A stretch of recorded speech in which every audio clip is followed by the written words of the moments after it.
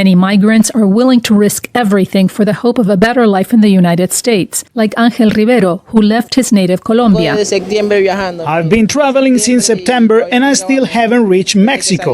I left Turbo, Antioquia, back in Colombia. Rivero, who is in Guatemala with his wife and daughter, says he has faced discrimination and distrust during his journey, but remains determined to reach his destination. People discriminate against us a lot because they think we are lazy, but no, we are hard-working people looking for jobs. Guatemala, a key transit country for migrants heading north, implemented stricter border controls in 2021 and is expelling those who enter the country illegally. Francisco Pelizari is a Catholic priest and the director of Casa del Migrante Guatemala, an organization that helps migrants and others. He says fewer people are seeking help at his shelters. The numbers in our shelters have dropped by 10 to 15% compared to last year. But he also says that 75% of the migrants passing through Guatemala are Venezuelans, and that he's seeing an increasing number of families and minors. Previously, we mostly saw men and young people. Now we're seeing about 60% men, 35% women, and at one point, 25% children or minors. While Guatemala serves as a transit country for many migrants, a significant number of its own nationals also attempt to reach the United States, often unsuccessfully. In 2024, over 70,000 Guatemalans were deported from the United States and Mexico, according to Guatemala's Institute of Migration. The flow of irregular migrants has also significantly slowed in Colombia, a major destination for Venezuelan migrants, says Johan Wachter, government secretary of Necoclí, a coastal town near the Panamanian border and a starting point for thousands crossing the treacherous Darien Gap, a jungle that straddles the Colombian-Panamanian border.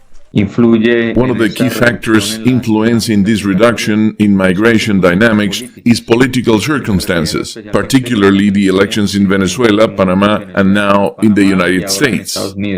Wachter says that as of November 30th, 2024, the number of irregular migrants crossing the Darien Gap fell from nearly 506,000 in 2023 to just over 206,000 this year.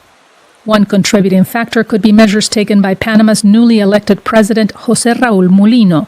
Fulfilling his campaign promise to curb illegal migration, Mulino signed an agreement with the U.S. in July to repatriate migrants. Deportation flights began in August.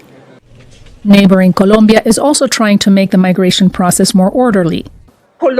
Colombia, in fact, is one of the countries demonstrating a willingness to contribute to the global solution to this refugee crisis and forced displacement. Colombia has introduced the V-Special Visitor Visa to regularize Venezuelans who entered the country illegally before December 4, 2024. This policy could benefit approximately 3 million Venezuelan migrants.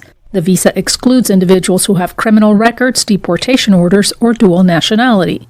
The Venezuelan migrant crisis, triggered by political and economic turmoil, has become one of the largest displacement crises in the world, with nearly 8 million people fleeing over the past decade. As transit countries like Colombia and Guatemala adapt to shifting migration dynamics, they face growing humanitarian needs and political pressures in an increasingly complex regional context. And U.S. President-elect Donald Trump's promise to conduct mass deportations is also complicating the journey for migrants and the countries they come from and pass through. Veronica Villafañe, VOA News.